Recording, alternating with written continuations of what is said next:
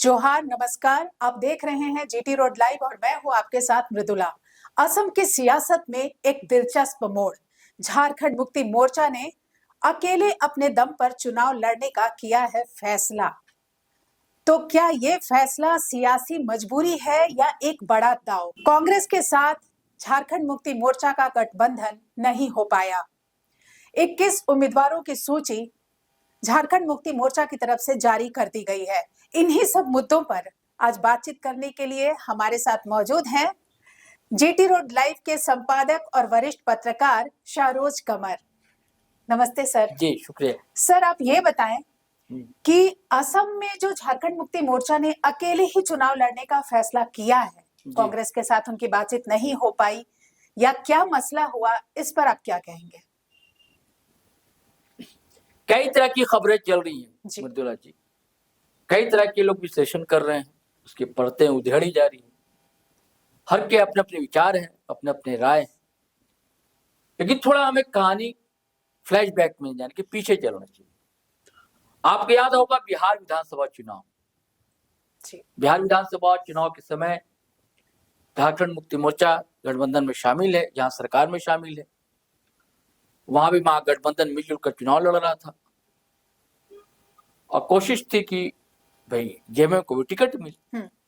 JMM की demand थी कि 16 सीट पर कम से कम लड़ें, हमारी तैयारी ऐसा था। और हेमंत सोरेन गए भी थे, वोट अधिकार यात्रा लेकर निकले थे राहुल गांधी जी, उसके समापन के समय गए भी थे हेमंत सोरेन। और उसके बाद अपने 2 लोगों का अधिकृत इन्होंने किया था पार्टी से, विनोद पांडे और सुदीप कुमार सोनी जो मंत्री भी जी, कि भाई जो सीट शेयरिंग का मामला है ये देखेंगे। लेकिन अंतिम समय तक गठबंधन ने इनको सीट नहीं दी, एक भी सीट नहीं।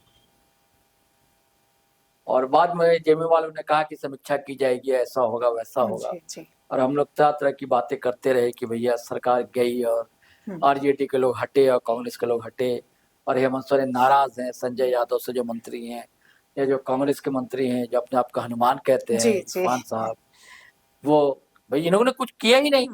जब यहाँ आप अपने आप का हनुमान कह रहे हैं, आप अपने प्रयास क्यों नहीं किया, कोशिश क्यों नहीं की? जी बिल्कुल ठीक है कि आरजेडी वहां बड़े भाई की भूमिका में, जेएमएम यहाँ बड़े भाई की भूमिका में, कांग्रेस जो है सपोर्टिंग किरदार निभाता है यहाँ भी, लेकिन यहाँ सेकंड सपोर्टिंग है जी, वहां भी सेकंड सपोर्टिंग में रहता जी जी, बिहार में भी।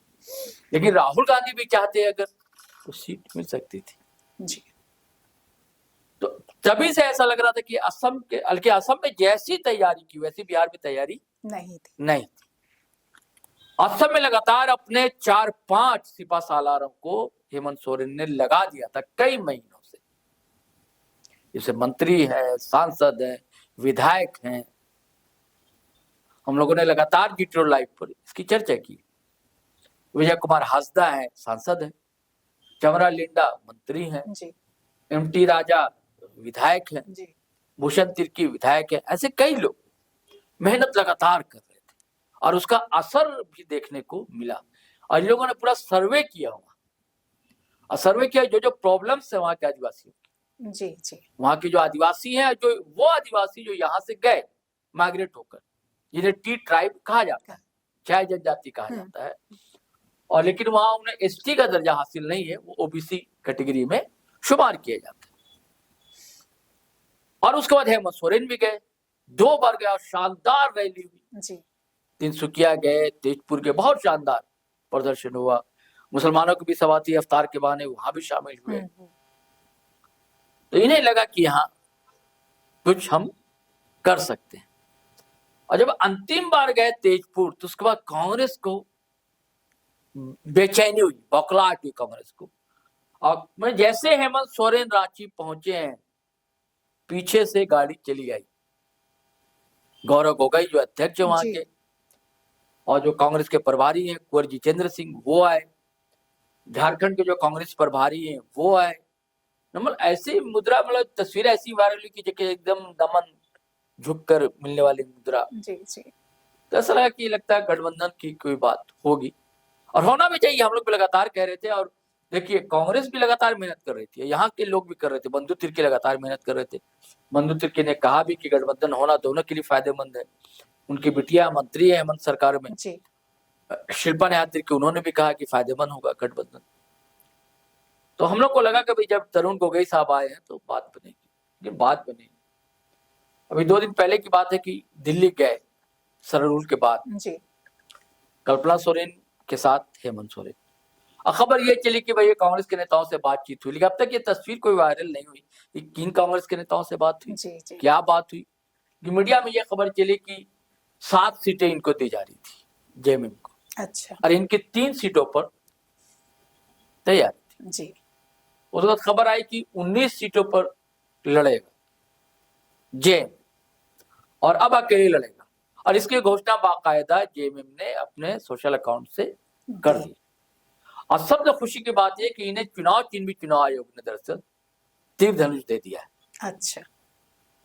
भाई आपका यहाँ की राज्य पार्टी है, जी, जी। दूसरी अगर नहीं हो सकती है ना, राष्ट्रीय दर्जा हासिल नहीं है पार्टी का। थोड़ा एक बार रोकना चाहूंगी कि हाँ। ऐसी क्या लगता है, ऐसी क्या मजबूरी थी या ऐसा कौन सा सियासी दांव था जिसकी वजह से आपस में इनकी बातचीत नहीं हो पाई या गठबंधन नहीं हो पाया, जबकि ये इंडिया गठबंधन में है, उसके बावजूद इनकी नहीं तो बताया, अपनी अपनी डिमांड होती है ना जी। इनकी डिमांड थी कि हम 30 पर लड़ेंगे, नहीं तो भैया 10 तो देंगे आप। हम लोग को लगता था कि 10 सीट तो मिल जाएगी, तो 10 भी नहीं 7 सीट भी दे रहे थे। और 7 सीट में भी कुछ ऐसी सीटें थी, जेएमएम का ये कहना है कि जो हमारे टी ट्राइब जो है, जो यहाँ से माइग्रेटेड लोग हैं, तो वहां पे लड़ना चाहता है कि उनकी जमीन यहाँ से जुड़ी हुई, जड़ें यहाँ से जुड़ी हुई, देखिए लगाव है, हमदर्दी है, सहानुभूति है। हेमंत सोरेन के प्रति भी है, शिबू सोरेन नहीं रहे, उनके प्रति भी वहां के लोग। तो कांग्रेस ने क्या किया कि जो टी ट्राइब की कुछ विधानसभा सीटें, आपको बता दूं कि 123 है विधानसभा सीटें, जिसमें से 19 जो है आरक्षित सीटें हैं। आदिवासियों के लिए, दलितों के लिए 9 सीटें आरक्षित है। तो 19 सीटों में इनका कहना था कि जहाँ टी ट्राइब है वहां पर हमको सीट मिले, तो कांग्रेस ने अपना प्रत्याशी वहां पे खड़ा कर दिया ये, और 20 ना देते, 19 ना देते, 10 देते, 10 भी नहीं, खबर है कि 7 देने को राजी थे वो। उसमें भी कुछ ऐसी सीटें जहां आपने पहले से उम्मीदवार खड़ा कर दिया, जहां हमारी तैयारी थी। तो ऐसा नहीं लगता आपको कि कहीं इनके आपसी सामंजस्य ना बैठने के कारण किसी और पार्टी को फायदा मिल जाए? इसमें कई तरह की बातें कही जाती हैं, हमने एक वीडियो में कहा भी है जी। देखिए वो ये है कि टी ट्राइब तो है, इनकी अच्छी खासी आबादी है, हाँ। और आदिवासियों की भी अच्छी आबादी है। 3 जिले तो ऐसे हैं कि यहाँ आदिवासी बहुल जिले हैं, और कुछ और जिले हैं वहां भी टी ट्राइब के लोग हैं, रहते हैं, और वहां के जो पहले से आदिवासी वो रहते हैं, और मुस्लिम आबादी भी अच्छी खासी है। और जेएमएम ने प्रयास किया है, एमटी राजा ने जो मेहनत की है कि मुस्लिम वोट में भी थोड़ी सेंधमारी की जाए, और इस वोट पर कांग्रेस भी अपना अधिकार समझता है।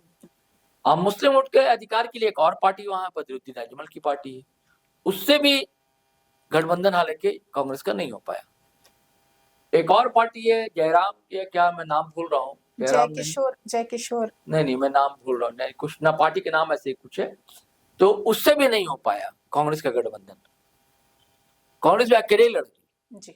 लेकिन जेएमएम के साथ ये है कि जेएमएम एक जय भारत पार्टी है, आदिवासी को पार्टी है, उसके गठबंधन हो गया है। नॉर्थ ईस्ट है ना, स्टूडेंट एसोसिएशन है मुसलमानों का, उनसे एक तालमेल है।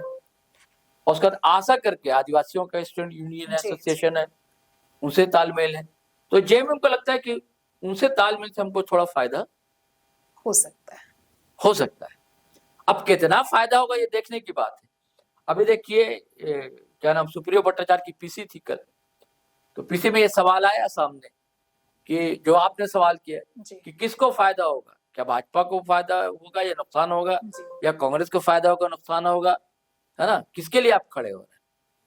तो उन्होंने सीधे कहा कि जेएमएम को फायदा होगा। अच्छा, अब भाई पार्टी लाइन से अलग कैसे जाएंगे, जेएमएम को कैसे फायदा होगा? अब ये सब तो देखने की बात है, क्योंकि वोट बैंक जो आपको बताया ना कि उसी में सेंधमारी करनी है। जी। अब जेएमएम कितनी मेहनत कर सका है, हमेशा कहा जाता है कि जरूरी नहीं है कि जो भीड़ दिख रही है वो वोटों में तब्दील भी हो जाए। भीड़ तो दिखी है, और अब तो पूरी लिस्ट जारी कर दी है स्टार प्रचारक।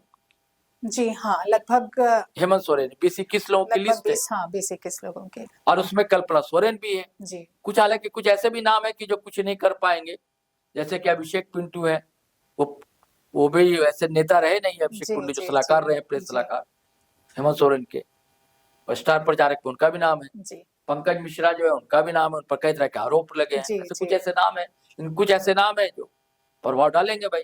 एमटी राजा है, हासदा है, महुआ माझी है, हफीजुल हसन है, जोबा माझी, ऐसे कई नाम है। और हालांकि ये इनका नाम नहीं है सुप्रियो भट्टाचार्य का, क्योंकि उनको संगठन भी देखना, यहाँ भी प्रेस कॉन्फ्रेंस करनी है। विनोद पांडे है, मनोज पांडे है, ऐसे कई मंत्री है, कई लोग के नाम है। लेकिन कल्पना सोरेन और हेमंत सोरेन की जोड़ी ने जो कमाल दिखाया वाकई है ना यहाँ पे, तो कुछ तो असर पड़ेगा वहां पे।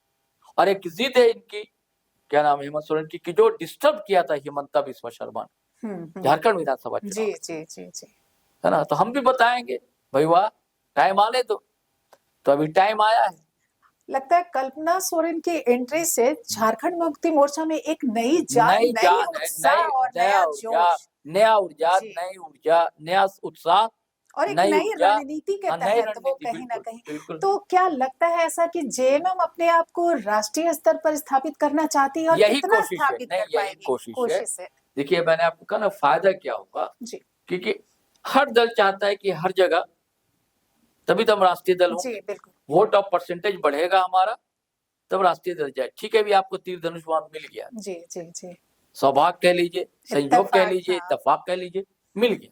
लेकिन अगर राष्ट्रीय दर्जा हासिल हो जाएगा जी, तो फिर नहीं मिलना है।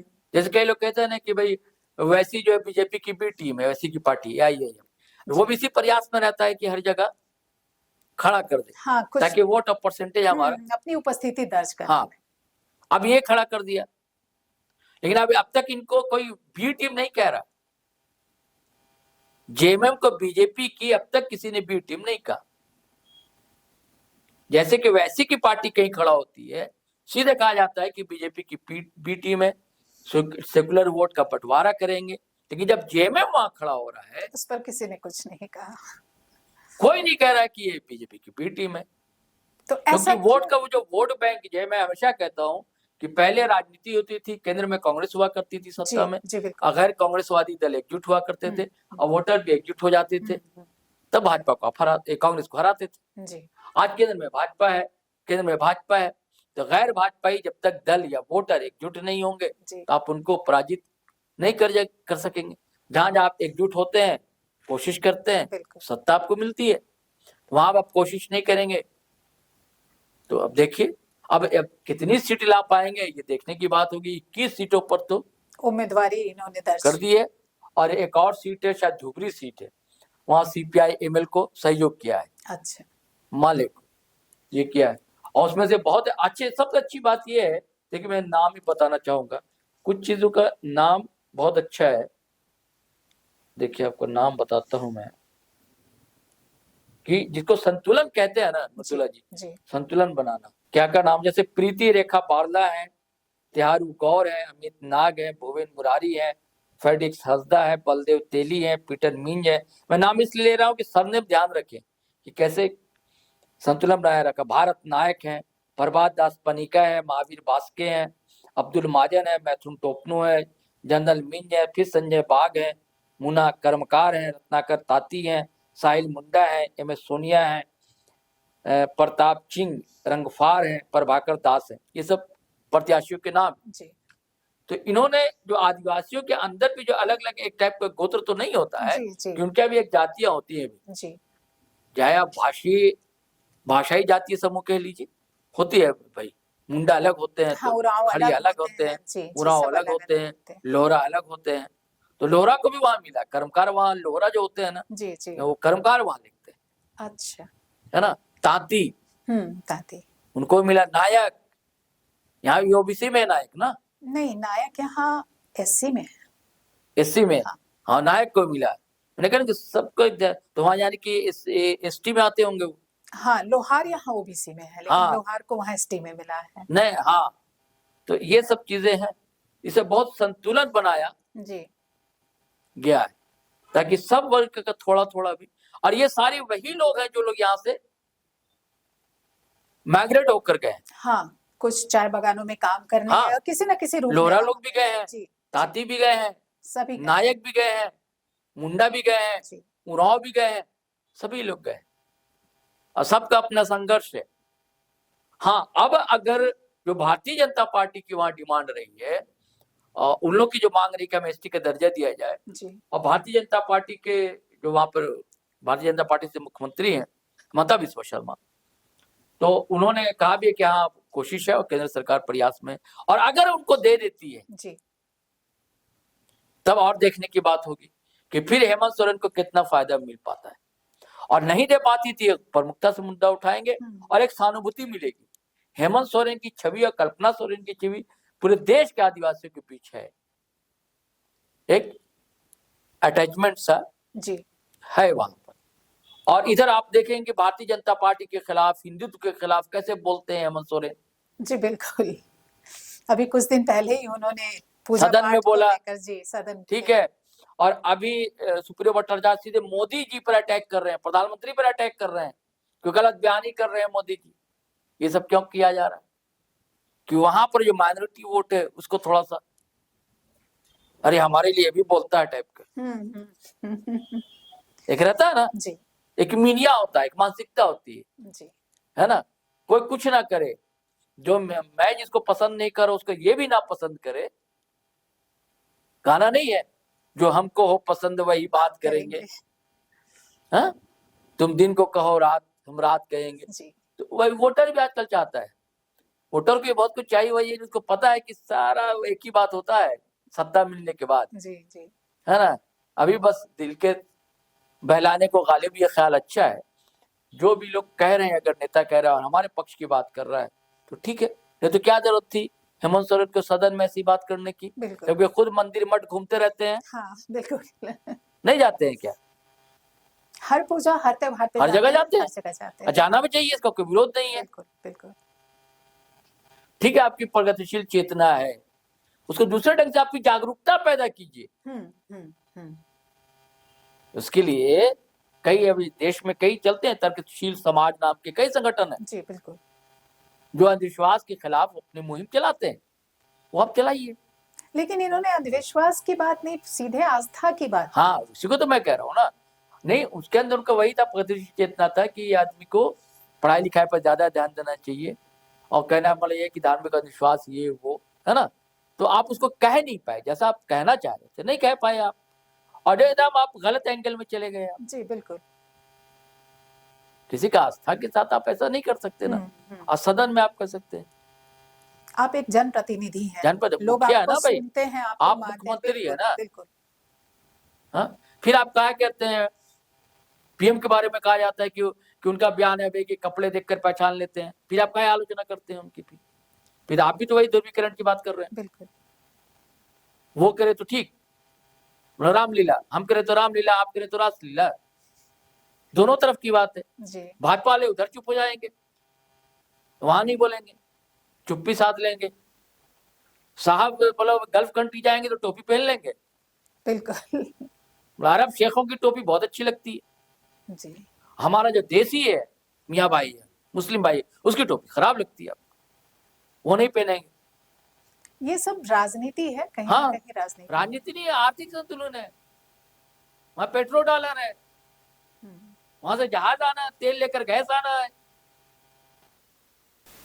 नहीं तो मारा मारी है मची हुई, पता है जी। बिल्कुल, अभी एक रिसर्च आई है कि एक हीलियम या क्या कहते हैं जिससे कि सिम बनता है, वो उसी गल्फ कंट्री में ही बनता है, वो आप बनावटी बना नहीं सकते। अच्छा, तो मजबूरी है अब पूरा आईटी सेक्टर आपका उसी पर है, चिप पर है निर्भर, चाहे आपको मोबाइल का चिप हो, चाहे आपको कंप्यूटर का चिप हो, चाहे आपका ये लैपटॉप का चिप हो।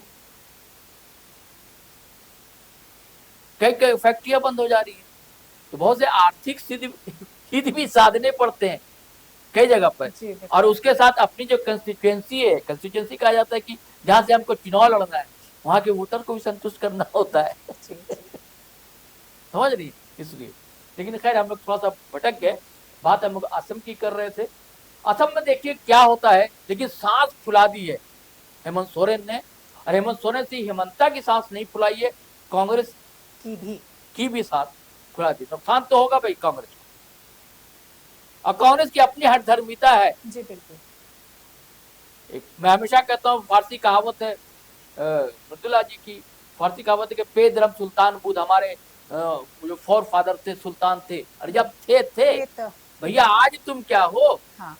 कांग्रेस थी कभी राष्ट्रीय पार्टी, हाँ, लेकिन अभी हाँ बुरा नहीं माने कांग्रेसी, सीधे लोग कहते हैं कि भैया आज औकात क्या है। औकात को गलत निगेटिव समय में अर्थों में ले लिया जाता है। मैं व्यूअर्स को बता देता हूँ और आपको बता देता हूँ, औकात वक्त एक शब्द है उर्दू का जिसको कहते हैं समय, वक्त का बहुवचन है औकात, यानी कि तुम्हारा टाइम नहीं है अभी। इसको औकात कहने से लोग एकदम निगेटिव समझ लेते हैं, इसलिए इसको मैं थोड़ा डिफाइन कर दे रहा, है ना। आपका अभी समय नहीं है, कभी औकात था, कभी वक्त था आपका, कभी समय था, अब समय नहीं। आपको अभी मिलजुल कर राजनीति करनी होगी। उधर हेमंता ने एक बयान बहुत बढ़िया आज तक में दे दिया था कि जो कांग्रेस जो 30 लोगों को सीट टिकट देगी ना, सब हमारे लोग रहेंगे। अब बताइए, अब कांग्रेस परेशान है कि वो कौन 30 लोग हैं जो जाने वाले इधर जेएमएम ने अपना झंडा गाड़ दिया है। बिल्कुल। अरे जेएमएम को कुछ नहीं मिले, भागते भूत की लंगोटी से ही 2 या 3 सीट भी जीत जाती है तो बड़ी बात होगी ना, उपस्थिति दर्ज हो जाएगी। नहीं तो क्या कारण है कि बंगाल छोड़ के सारी ताकत जेएमएम लगा रहा है। असम में, पड़ोस में बंगाल, चुनाव यहाँ भी है, लेकिन ताकत झोंक दी है असम में, कुछ तो कारण होगा। जी बिल्कुल, है ना। और कुछ जो कारण है वो एक वीडियो हम लोग थोड़ी चर्चा कर चुके हैं, बाद में भी किसी वीडियो में चर्चा करेंगे। लेकिन धड़कनें बढ़ गई हैं दोनों की, और कुछ ना कुछ तो धमाल कमाल होगा, ये हम लोग एंडिंग कर सकते हैं। जी, साथ छूटा लेकिन हिम्मत नहीं, जेएमएम अकेले ही मैदान में। अब ये तो 9 अप्रैल को ही पता चलेगा कि जेएमएम अपनी उपस्थिति कितनी दर्ज करा पाता है और राजनीति किस करवट बैठती है। आज के लिए इतना ही, अब हमें दीजिए अनुमति। लेकिन जाने के पहले आपको याद दिला दूं कि जीटी रोड लाइव को आप लाइक कीजिए, सब्सक्राइब कीजिए, शेयर कीजिए और कमेंट करना बिल्कुल ना भूलें। जय हिंद, जय भारत।